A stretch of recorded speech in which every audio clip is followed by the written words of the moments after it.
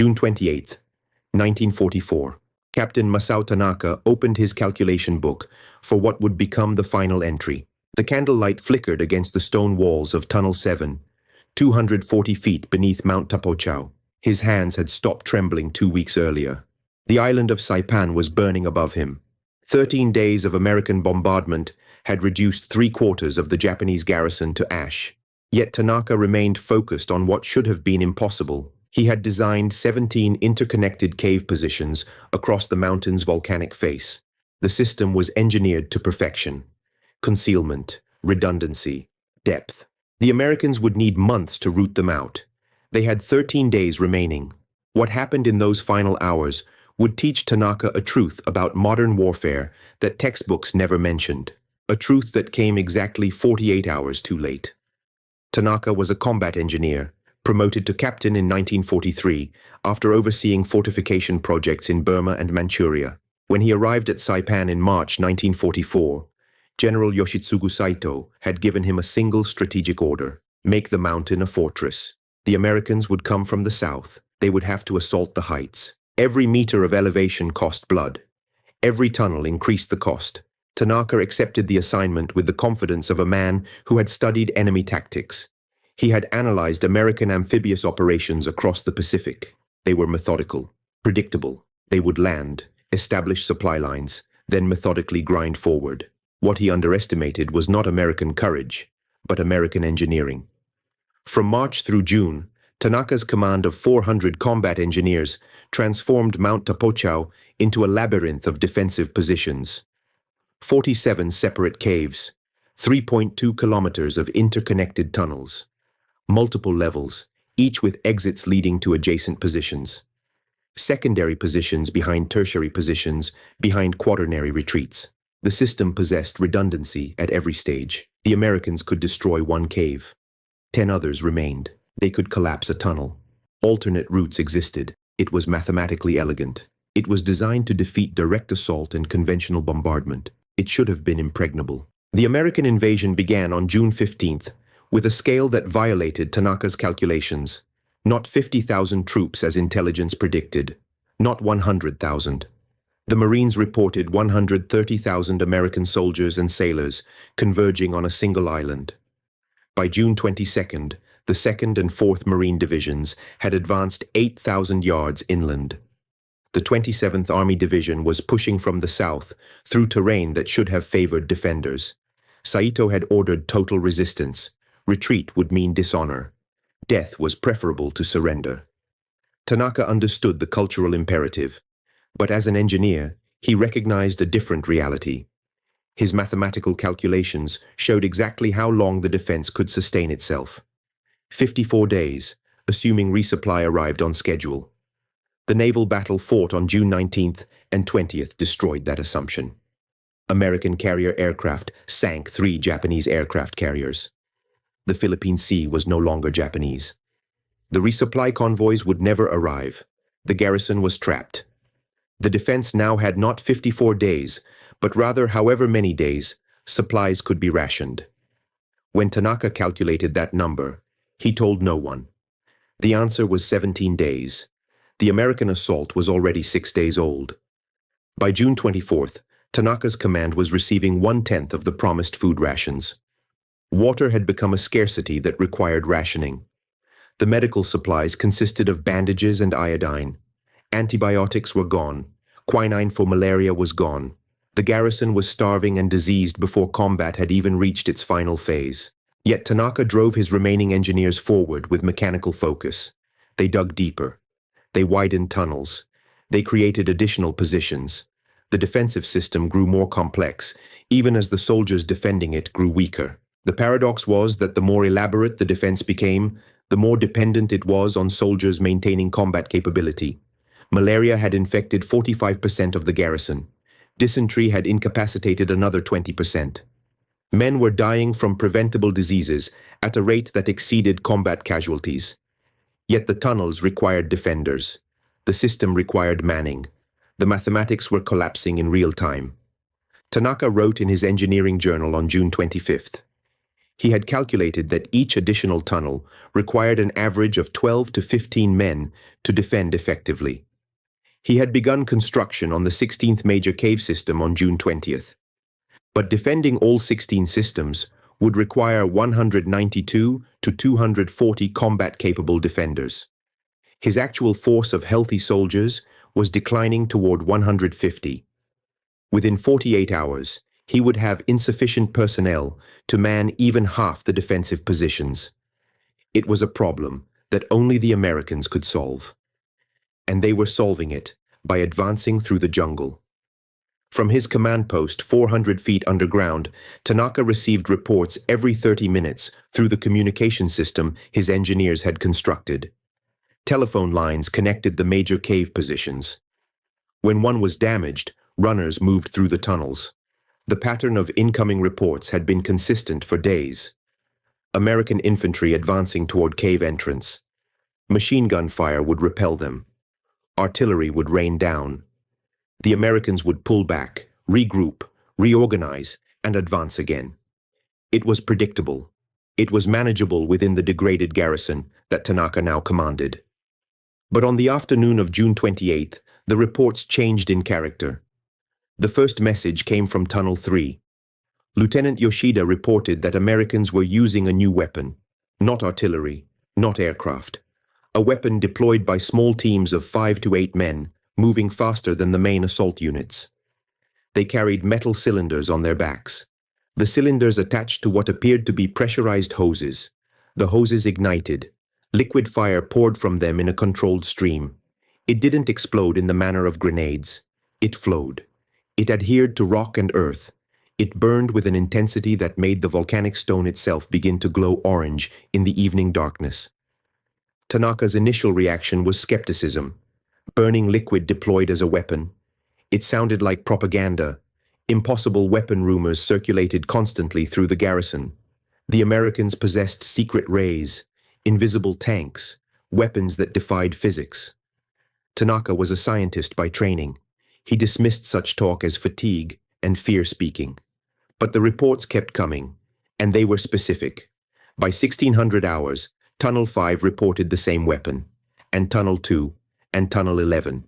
7 separate reports over 90 minutes from positions separated by hundreds of meters. Tanaka ordered his adjutant to bring him from the armory a sample of burned rock from Tunnel 4. When he examined it 30 minutes later, his skepticism evaporated completely. The stone had liquefied at the surface. The internal structure remained intact, but the outer layer had fused into a glass-like slag. The color indicated temperatures exceeding 800 degrees Celsius. The heat required for this transformation exceeded what conventional explosives could produce. This was sustained burning. This was chemical combustion, engineered specifically for maximum thermal output, directed at a target. He understood the implications immediately. The strength of his cave system was concealment and depth. The Americans couldn't see defenders positioned in darkness. Artillery shells penetrated caves, but the depth of the mountain absorbed much of the blast. Conventional weapons were frustrated by the system's redundancy and layering. But flamethrowers created a problem that his engineering training had never anticipated. Fire didn't care about depth. Fire was a fluid. Fire sought oxygen. Fire flowed into chambers and tunnels. Fire accumulated in enclosed spaces. Each additional tunnel depth increased the surface area exposed to thermal destruction.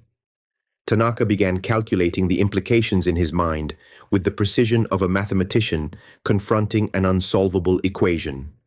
If the Americans possessed flamethrowers in sufficient numbers, his entire defense strategy was not just weakened, it was inverted. The caves became traps rather than fortresses. Each tunnel was now a funnel, directing heat deeper into the mountain. The secondary positions became death chambers. His layered defense, designed to trade space for time, was transformed into a system that amplified the effect of a single new weapon. The Japanese garrison had constructed 47 separate cave positions. Each position was an extension of the same defensive principle. Depth equals survival. Layering equals resilience. But flamethrowers eliminated both principles. They turned depth into a liability. They turned layering into a sequence of connected death chambers. A single flamethrower team at a cave entrance could make the entire 400-foot vertical depth behind it uninhabitable. The mathematical conclusion was inescapable. The defense system that Tanaka had designed over 4 months was being made obsolete by a weapon that the Americans had deployed over 4 days. The meeting with General Saito occurred at 1830 hours in the command cave. Saito was a cavalry officer by background. He understood horse tactics and maneuver warfare. He did not understand the implications of chemical burning.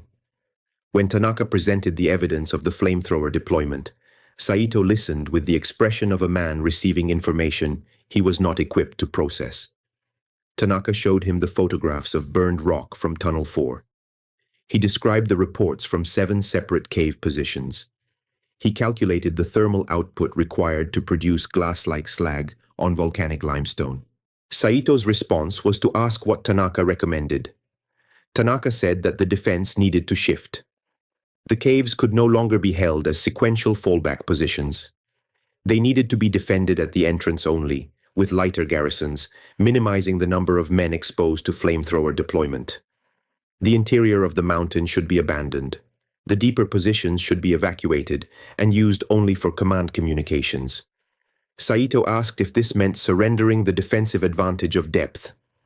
Tanaka said it meant recognizing that depth was no longer an advantage. It was an illusion that would result in mass casualties. The Americans had discovered a way to make the mountain itself into a weapon against the Japanese. Surrendering the interior now might save 400 lives. Fighting in those interior positions would waste them against a weapon that had no effective counter within the Japanese defensive arsenal. Saito's response was silence. He did not agree to Tanaka's recommendations. He did not issue new orders. He did not authorize the abandonment of the interior positions. Instead, he ordered the defense to continue as planned. Total resistance. Every position held until destroyed. Every man fight to the last. Tanaka accepted the order without protest. He was a soldier. Officers did not question orders from their commanders. But he knew, with the clarity of mathematical certainty, what would happen in the coming days. The Americans would advance. The flamethrower teams would approach the caves. The thermal assault would begin. The deeper defenders would die in enclosed spaces, their lungs burning from superheated air that they could not escape. The mathematical question was not whether the caves would fall, but how long it would take for the Americans to burn through 3.2 kilometers of volcanic tunnels. On July 6th, Saito issued his final order. The remaining 4,000 able-bodied men would launch a gyokusai, a final banzai charge. Whether they attacked or stayed in place, death was certain. In death, there was life. They would advance with courage and deliver one final blow to the American devils. They would leave their bones on Saipan as a fortress of the Pacific. The order was poetic. It was honorable. It was a surrender, disguised as an attack. Tanaka spent July 13th preparing his engineers for the banzai charge. The diary he had secretly kept violated standing orders. Personal records were forbidden. Yet Tanaka had written meticulously every night, documenting not battle statistics, but the human reality unfolding around him. His final entry contained a single paragraph that revealed what Tanaka had learned through the transformation of his caves into death traps. He wrote that the Japanese Empire was not losing the war because its soldiers lacked courage. Every man in his unit had proven willing to die for their country. They were losing because the enemy had built systems that made individual courage irrelevant. The Americans had systems for feeding troops in the jungle, for treating malaria, for delivering ammunition, for coordinating artillery and air support, for evacuating wounded, for replacing losses. Japan had slogans about fighting spirit. That difference, Tanaka concluded, was not a matter of national character or military virtue. It was a matter of industrial capacity and logistics. On July 7th, the remaining 4,000 Japanese soldiers launched what would become the largest banzai charge of the Pacific War. They emerged from the caves and tunnels that Tanaka had spent 4 months designing. The caves that were supposed to hold for months. The caves that represented the cutting edge of Japanese military engineering. They charged toward American lines with bayonets, swords, and rifles. The Americans, waiting behind prepared positions with artillery and machine guns, mowed them down in waves. 15 hours of combat, nearly 5,000 Japanese dead, over 400 American casualties. Tanaka did not survive the charge. He was struck by artillery fire while attempting to maintain discipline among his men. His final words, according to witnesses, concerned not honor or the emperor, but the realization that all his engineering, all his calculations, all his months of work had been reduced to dust and fire. The cave system he had designed with such precision became the instrument of Japanese defeat. The Americans didn't need to storm the mountain. They needed only to burn it. By July 9th, Saipan was declared secure. General Saito, refusing capture and dishonor, committed seppuku in a cave at dawn on July 10th, with his adjutant shooting him in the head after he had disemboweled himself. American Commander Holland Smith, honoring the general's sacrifice, conducted a funeral ceremony for Saito with full military honors. In his final message, written before the Banzai charge, Saito had predicted exactly what happened. Whether they attacked or stayed where they were, there was only death. But in death, he wrote, there was life. The Japanese Empire would lose Saipan. It would lose the Mariana Islands. It would lose the strategic initiative in the Pacific. All of that loss could not be stopped by courage, or tactics, or honor. The Americans had discovered that wars were won not by individual heroism, but by systems, by logistics, by industrial capacity, by the ability to sustain operations under conditions of complete material disadvantage. The fall of Munda Airfield confirmed Ura's predictions. The pattern would repeat on every island, in every jungle, on every beach where Japanese and American forces met.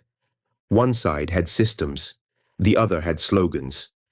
The outcome was never in doubt once that disparity became clear. The Pacific War would continue for 2 more years after Saipan fell. Every subsequent battle from Guam to Okinawa followed the pattern Tanaka had identified in those final days of June 1944. Systematic American advances grinding down Japanese positions that lacked adequate supply and support. Flamethrower teams approaching caves, the mathematical certainty of defeat.